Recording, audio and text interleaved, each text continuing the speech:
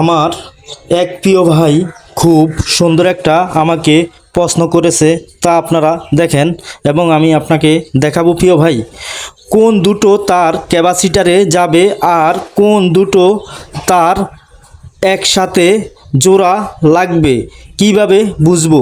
তাই আমার প্রিয় ভাইকে বললাম, ভাই আপনি আমার ভিডিওটা খুব ভালোভাবে দেখেন এবং দেখে অবশ্যই যদি আমার ভিডিও ভালো লাগে তাহলে লাইক কমেন্ট শেয়ার অবশ্যই আপনি করবেন।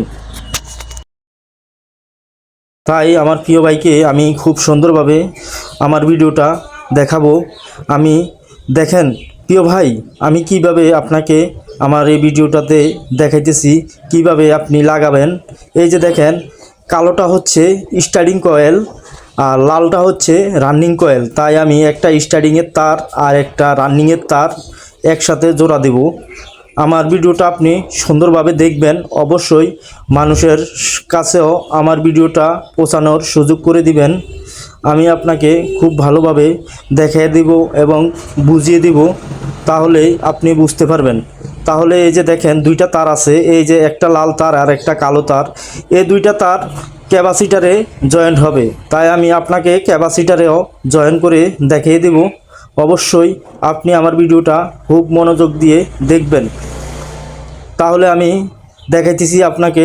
এই যে আমি একটা ক্যাপাসিটার লইতেছি, ক্যাপাসিটারে আমি জয়েন করব।